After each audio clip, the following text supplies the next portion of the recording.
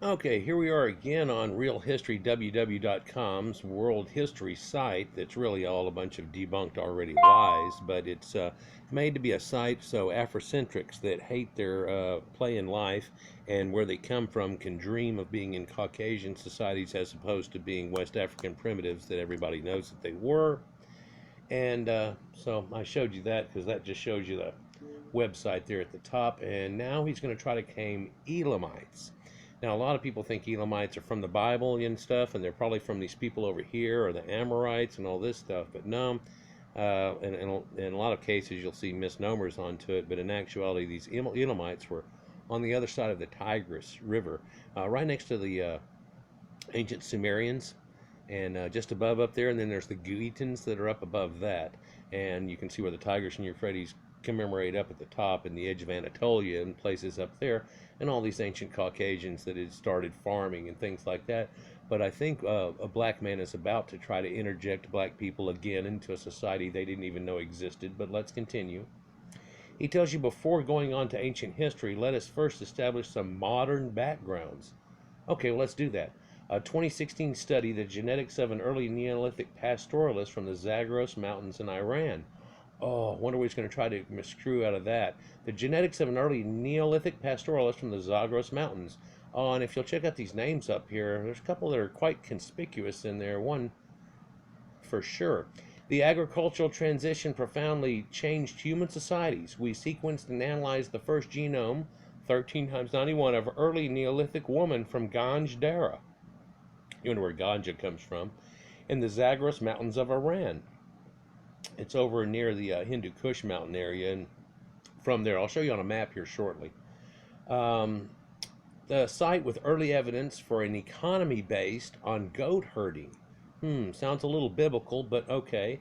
Circa 10,000 years before present, around 8,000 BC, we see that western Iran was inhabited by a population genetically most similar to hunter-gatherers from the Caucasus Mountains, but distinct from the Neolithic Anatolian people who later brought food production into Europe.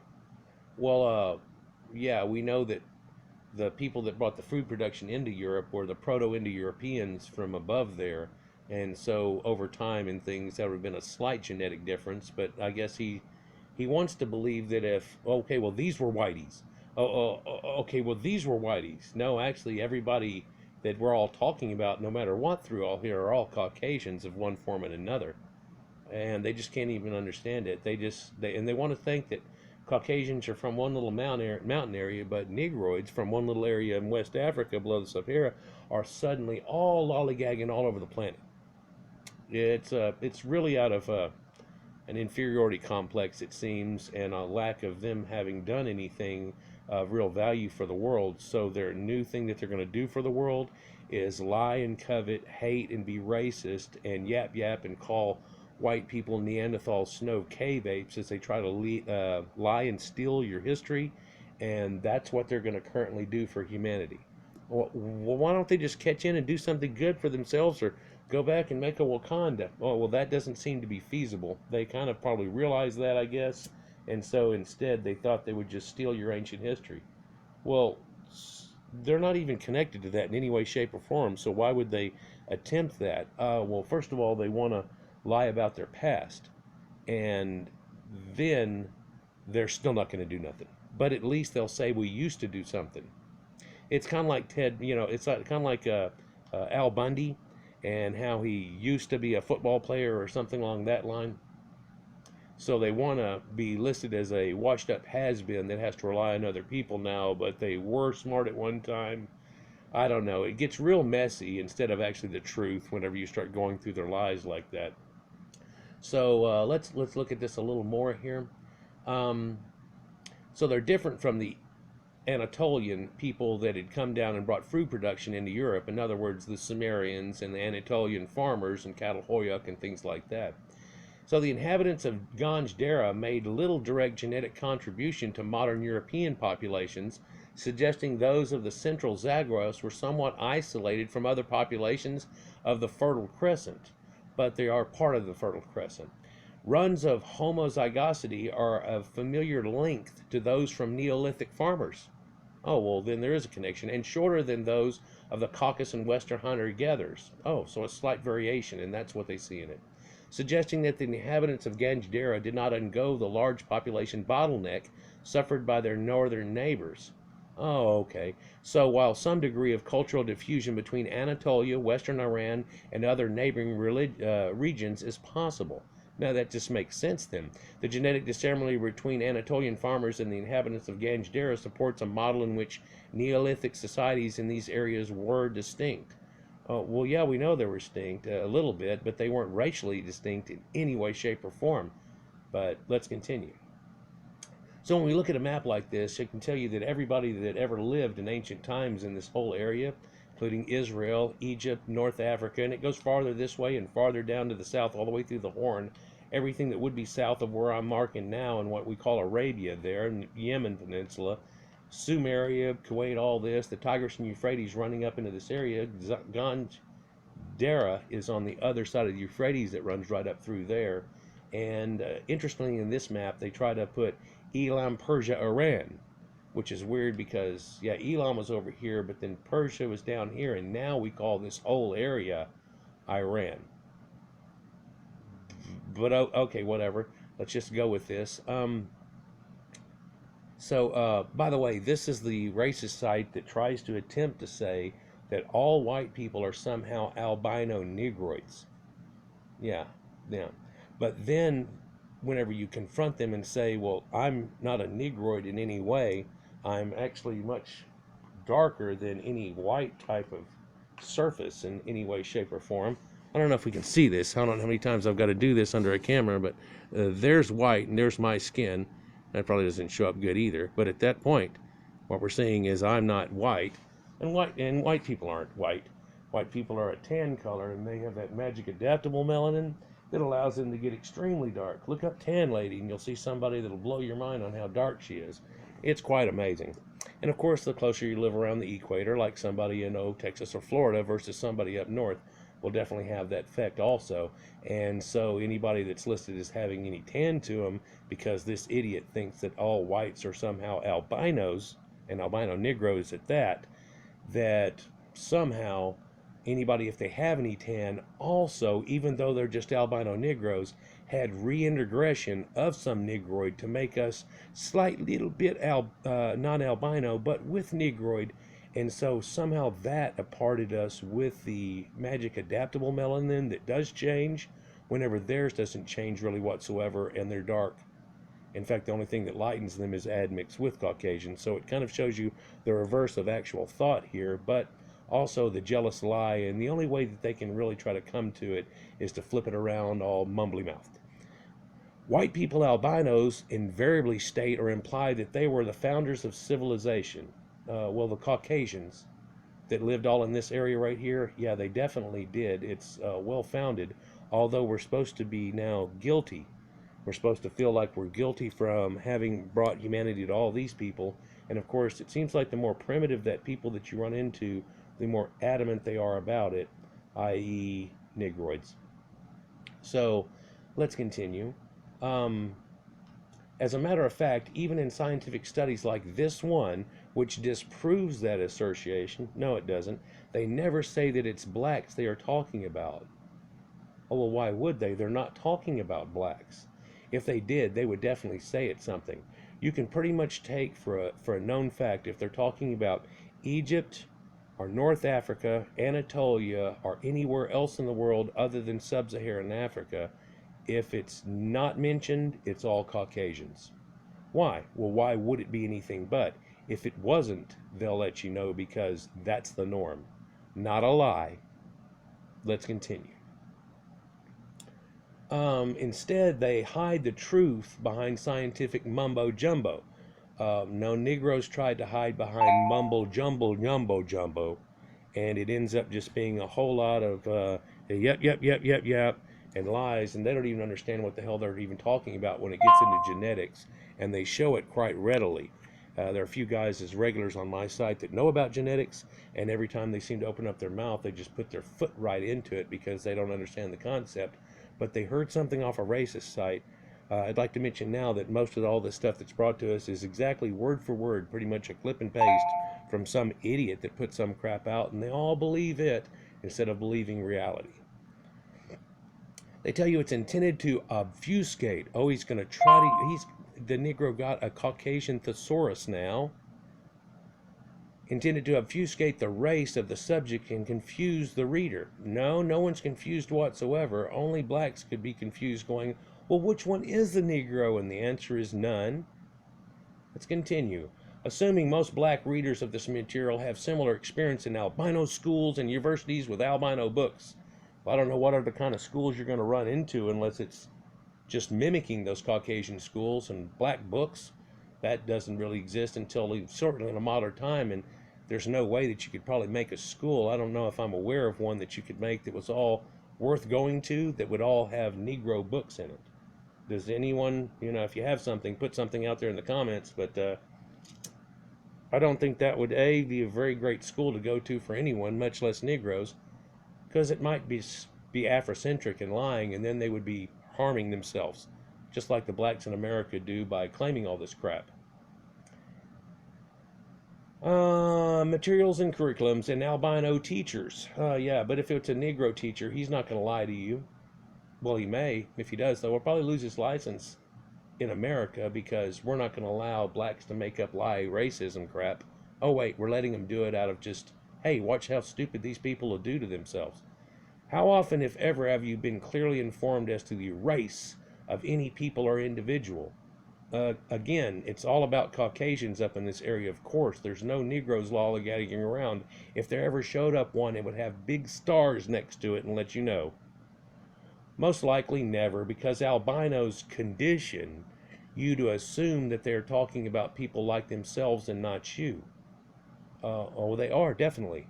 That's the problem. That's the problem with Negroids, is they want it always to be about them, and in all cases, it's not. The Bible, Egypt, Moors, everything.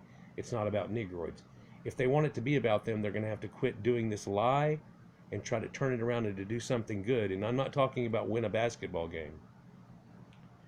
The fact that it's neither they nor us have any idea when our albinos group together. Notice how he tries to claim now Caucasians to be from Negroids.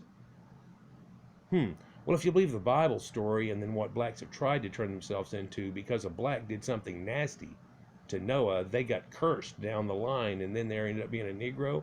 Well, if you look up Hamites, it's Caucasians, and of course there were no Negroes anywhere in that area, and they never say anything whatsoever that they turned into a Negro. And let's say that he did, then who would he marry? Oh, and there's a mulatto, and then who do they marry? Now a quadroon. Now what happens? And it goes away. So no, and no, and therefore no. But we're not their albinos. But guess who does have an idea of how it all broke down, and guess who wouldn't have a clue if it weren't for the other people doing all the research? Oh, are there blacks doing it now? How did that happen? Right again. Anyhow, they say first group together was to form a racial entity. No, that never really happened. There's a total separation there, and it's definitely shown. And in fact, we were never some racial entity that he seems to think of. And in fact, our connection is like, 2.1 million years ago, we have a common ancestor, but then there's a whole lot of different things that happened to these two different sets of peoples. And of course, that's back at a hominid version.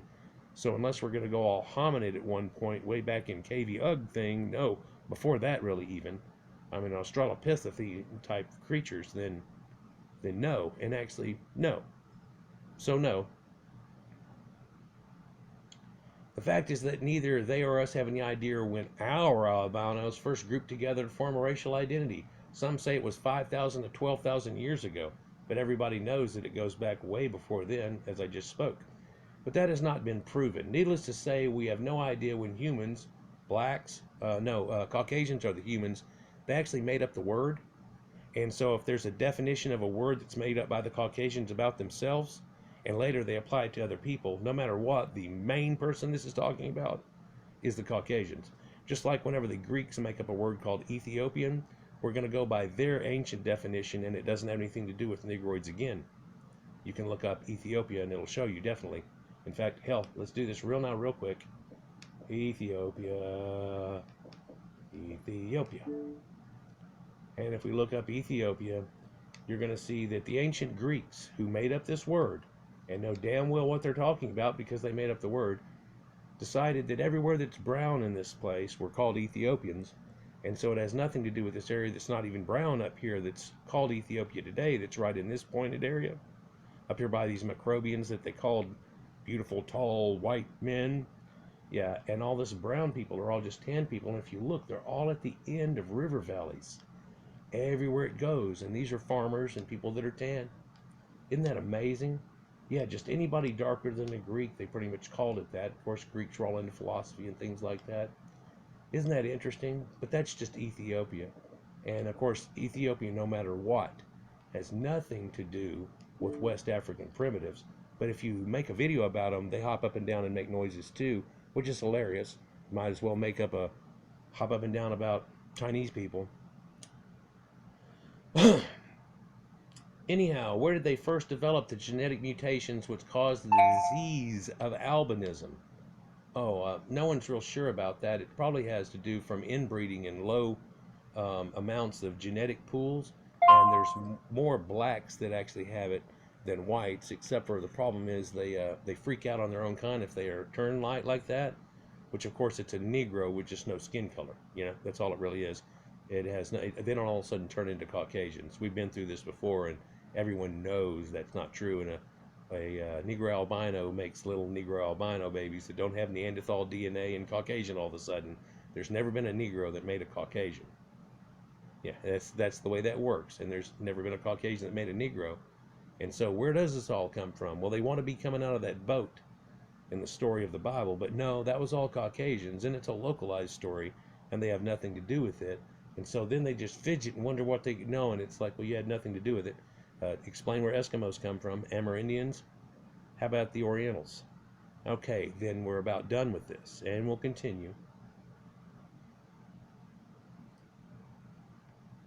But of course, whatever the time, that would have been a long time before albinos choose to group together in Central Asia. Yeah, so in other words, long ago, you can look at one of my videos and it says the light skin gene and eye genes that they find, these long locus numbers and so on.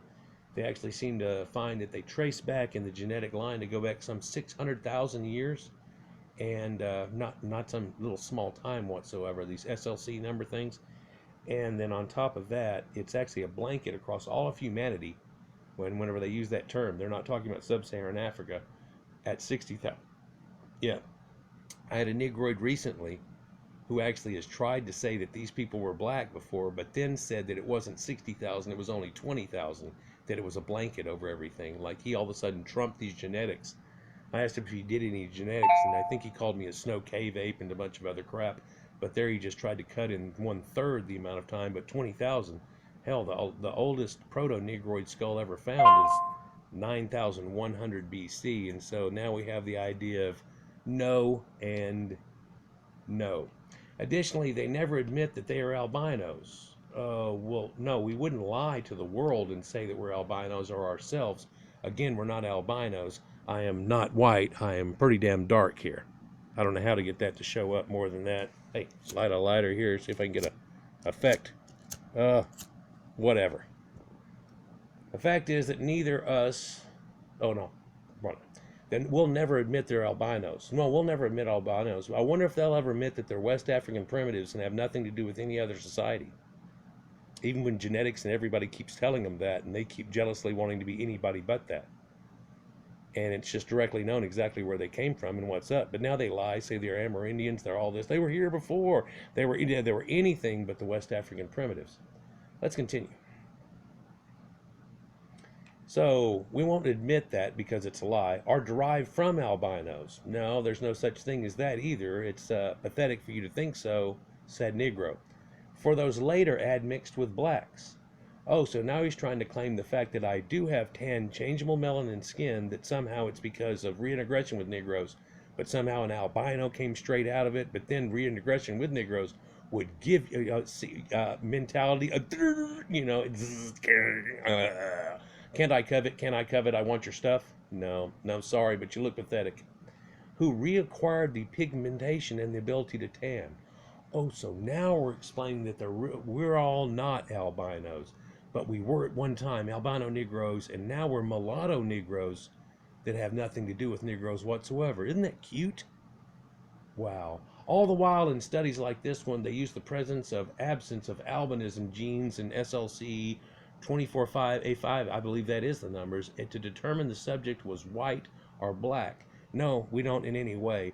They can just go glance and know it's not black. And of course, they'll have to do a lot of testing. People don't show up to be Negroids any bit whatsoever. It would be the fluke, not the, hey, let's waste some money on testing whether or not he's black. Look, he's Caucasian. He has a nasal slit and everything. Looks just like that other skeleton, but let's just see. No, but they do try to grab the genome out of them, and the determination of these locuses, or whether or not they have light hair and blue eyes and stuff, or if they're a dark formed and skinned people and dark haired people, still non-Negroids whatsoever, but darker Caucasian pigments.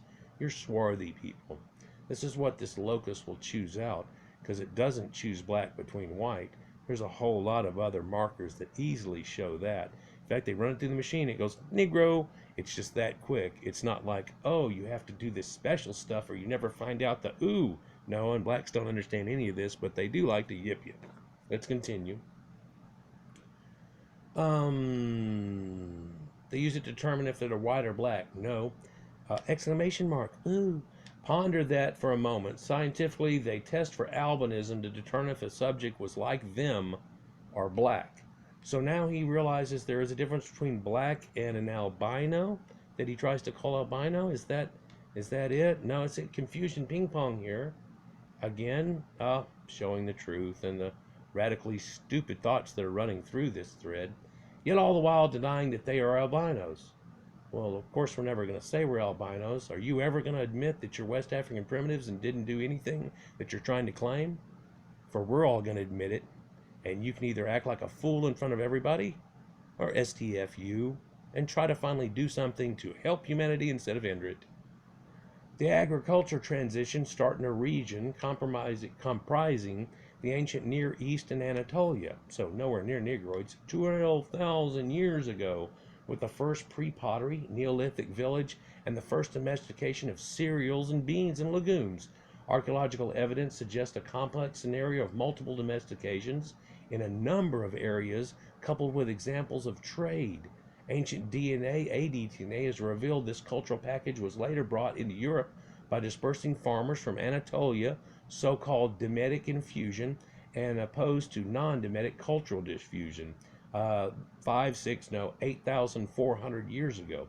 However, a lack of ADNA from early Neolithic individuals from the Near East leaves a question unanswered. Was the agricultural transition developed by one major population group spanning the Near East, including Anatolia and the central Zagros Mountains, including Samaria, or was the region inhabited by genetically diverse populations, as suggested by the heterogeneous mode and timing of the appearance of early domesticates at different localities?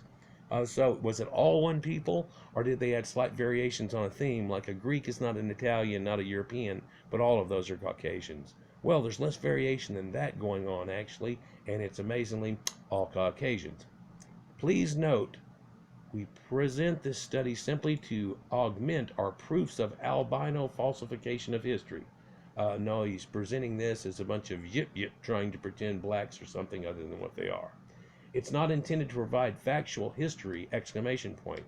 No, this is definitely not. In fact, now you need to put that statement in front of every statement you make, because it's not factual history. Consider the absurdity of the above assertion, to wit, Africans came up through Africa. We're going to go with the out of Africa theory thing. Okay, so early proto-Caucasians came up out of Africa, and blacks never left Africa. Then through the Levant and in Anatolia, now Turkey, into the Levant or Anatolia, they suddenly figured out that they could plant flora, watch it grow, then harvest it when it ripened.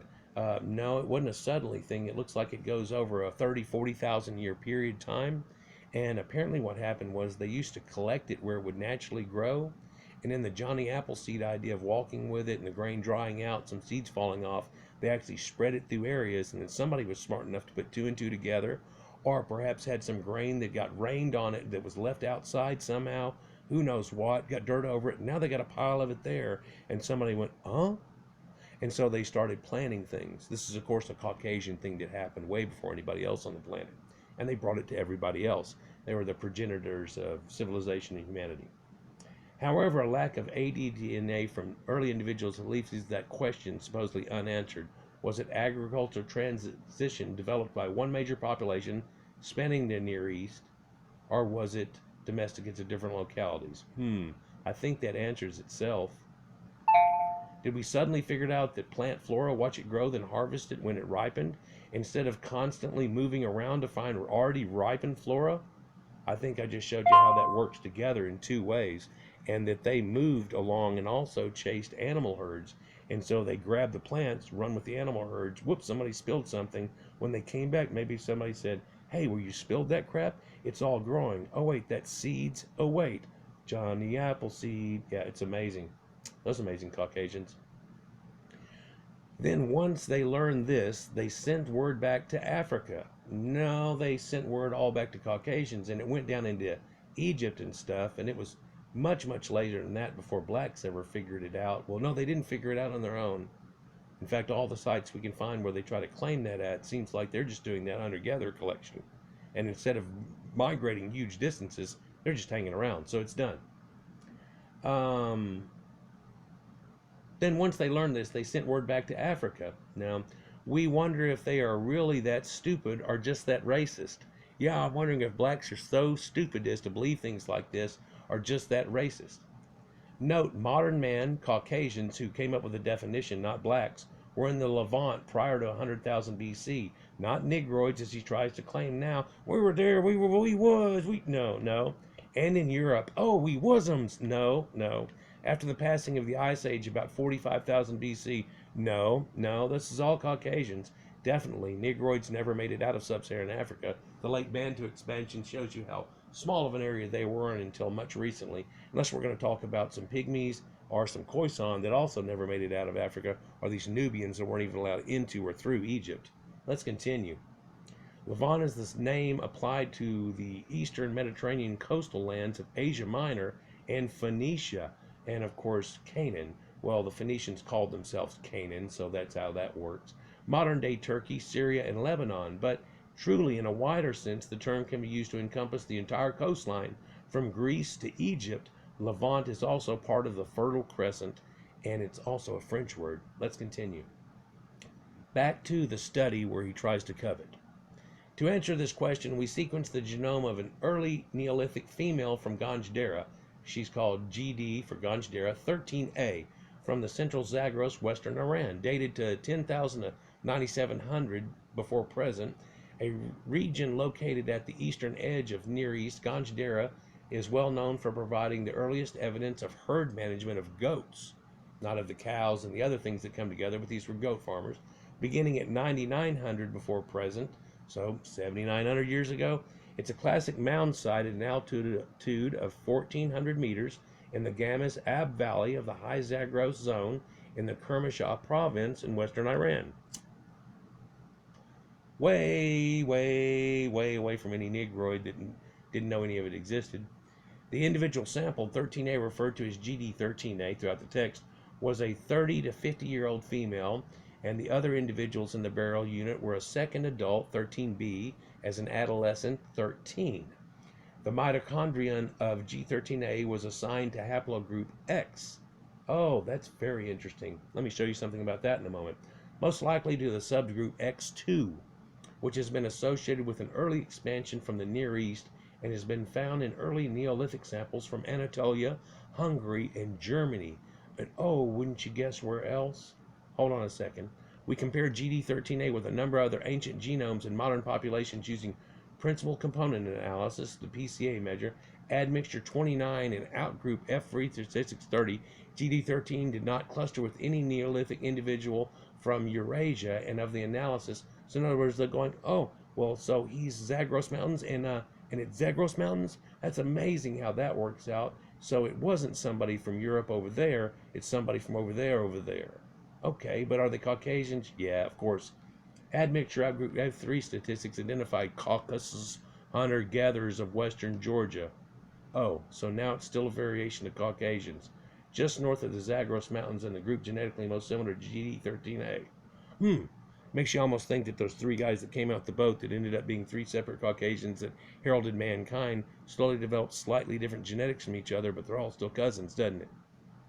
Let's look at what X, haplogroup X, let's see where that goes. Haplogroup X is a human mitochondrial DNA haplogroups. Check out where it's found. It's found in the Americas. Oh, no, not now. It's staying in Indians and stuff in ancient times, even in elder stuff. X found in Amerindians. Found in America, Europe, Western Asia, North Africa, and the Horn of Africa. See right there where we're talking about where Caucasians used to be. Yeah, look up the definition of Caucasian race, and it's going to show you all the places they used to be, and then you can have a tissue and quit lying. Let's continue. Oh, haplogroup X, a good close look at it. They say possibly 30,000 years ago, this is about the way that it looked. And so if we look, people that have 1 to 4%, people that have more than 4%, and you'll find that in Anatolia, and then this little group over here, seem to have that X haplogroup a lot. And then these guys, not so much, but it's a blanket all over the place with a percentage. All of North African Caucasians and all these ancient Caucasians. And then we talk about the Solutreans that were here and how they went across, and you can even see it through here, and even in these little islands here, but up. And then it shows up here in concentration and bleeds out into the Amerindians, showing you the connection from this land to this land. Yep, and even at a higher percentage, and then wheedling out, just like a higher percentage and wheedling out. Isn't that amazing how that X works? Let's look a little bit about X. I hope this doesn't go into a second one during this, but the genetic sequences of haplogroup X diverge originally from haplogroup N, and they show N here and how N separates all across all the continents and stuff. They're subsequently further divergent thousands of years ago, forming 2 subgroups, X1 and X2. Haplogroup X is found in approximately 7% of native Europeans and 3% of all Native Americans from North America. Isn't that amazing and how that connects? That's that Solutrean hypothesis kicking. Why? Well, there's kind of a variation on X, and they'll tell you here about it if I can get the right stuff out of it. Overall, haplogroup X is found 2% in the European population of the group and the Near East and the North African areas. It's especially common among Egyptians inhabiting El Hayez Oasis at 14.3%. The X subclad is much less frequent and less restricted to North Africa and the Horn of Africa and the Near East. Bam. Subgroup X2 appears to be undergone extensive population expansion and dispersal around or soon after the last glacial maximum around 21,000 years ago. Here we go hooking up to Solutreans. It's more strongly present in the Near East, the Caucasus Mountain Range, Southern Europe. Oh, one, a whitey cracker. And some less other present in Western Europe. Particular concentrations appear in Georgia, and this is Caucasian region. Orkney in Scotland, 7%, 8% in there. Oh, it's kicking pretty hard. Higher concentrations there than even in other places. Kind of like that Neanderthal higher in here. No, it's these people showing up. They have that group. And amongst the Israel Druze community, 27% subclad X22A and X2G are found in North America, but are not present in native South Americans, showing you a variation of people that came in that never made it to South America that still consist into that Indian subgroup that we all tried to think that was just this one Eskimo people, but look at all the variations showing up now and how a lot of them have integration from Caucasians. Many of the early carriers of haplogroup X2 were found in eastern maritime Canada, a prime theoretical landing for the Solutreans. This encouraged the adherents of the Solutrean hypothesis. However, more recent discoveries of haplogroup 2XA or X2A and subgroups have been more widely geographically dispersed. Neither is there a path of ancestral form of X2A found in Europe or the Middle East. But no, I think they're just about to the point with a lot of other information that's not shown here, showing that this actually did happen at one time. The amount of integration has to be looked into, but it can't be denied anymore. Haplogroup X has been found among ancient Egyptian mummies excavated from Absu Ermelek, archaeologists cite in the Middle East, which date from the pre-Ptolemaic, late Kingdom, and Roman periods. And this is one of those DNA checks that they did recently and showed they were all Caucasians from in the Middle East and Anatolia and early European farmers. And boy, didn't blacks lose their mind about that, along with getting slapped again with the idea that Nefertiti, of course, and they redid her and stuff, and there it is again, and the genetics coming out on King Tut, showing you no, and he's even more closely related to Western Europeans. Yeah, and it just becomes this constant thing that it keeps getting slapped in the face. Well, why do you get slapped in the face? Why are you sticking your face out there and lying? Why do you try to say that sub-Saharan West Africans were somehow northeastern Caucasian Egyptians or any of these other people? Well, it's out of jealousy and an inferiority complex, and they just can't handle it, and so they think they'll lie. It's disgusting. So then they hop around racistly mad all day at people that took stuff away from them, and none of this ever even happened. So you can see they're making up their own racism by their own lies and then acting upon it, and it's pretty disgusting. And by pretty, I mean wow. The fossils excavated at the Lake Neolithic Lake of Keith al Baroud in Morocco, which have been dated around 3000 BC, also have observed to carry the X2 subclad, and another form is seen that they show up into the ancient population of the Basques population also. Isn't that amazing whenever we try to go with this Atlantean idea and that name keeps showing up with a concept to it? But they just tell you through here that 1 to 22 or 5%. Iberia Chalcolithic has 33%. El Stalito shows 33%. El Mirador Cave shows 8%. So there's an integration of this X that's pretty wild and rampant there. And again, whenever we look at it on this map here, you can see how rampant across North America it is. Not really in South America, a touch in Central. But then also you see over here how it doesn't have anything to do with sub-Saharan Africans whatsoever. But he just tried to claim it, and you saw it. Haplogroup X is one of the 5 haplogroups found in the indigenous people of the Americas, namely X2A subclad, and the Algonquin people, the Mandan Sioux, and amazingly, Navajo and Yakima, and these are people that they have found definitely lighter eye effects and hair in, especially the Mandan Sioux. Unlike the 4 main Native American MDT haplogroups, A, B, C, and D, X is strongly associated with East Asia. The main occurrence in X Asia covered far as the Altai people in Siberia. And so now we have this connection with X being people of Siberia and X being people over in far Europe. And both of these people ended up coming over to the Americas and did a swirl into the people that would end up becoming the Amerindians. Isn't that amazing? But we also find now they predate them by twice the date, for they've always agreed and never found a thing to change it, that after that ice bridge melted apart and left them that corridor, they came through, but we're finding these Solutreans at more than twice that date. So it leads credence to those red-headed giants and all those things they tried to talk about. One theory of how the X haplogroup ended up in North America is that people carried it migrating to Central Asia with the A, B, C, and D haplogroups from an ancestor from the Altai region of Central Asia. 2 sequences of haplogroup X2 were sampled from East Altai among the Evinks of Central Siberia.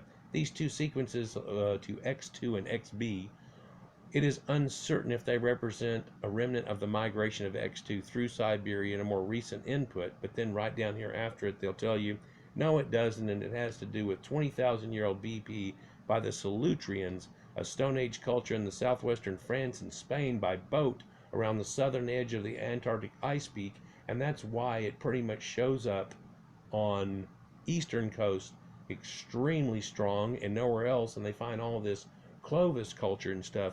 They find more Clovis culture in one small peninsula than they do everything west of the Mississippi, including the site of Clovis itself in New Mexico, including every Clovis type artifact they could have found up through the Alaska and across the Bering Bridge and into far northeastern Asia. Yeah, just on one peninsula area, right up there near Delaware and stuff, Chesapeake Bay and so on. Yeah, and you look into it.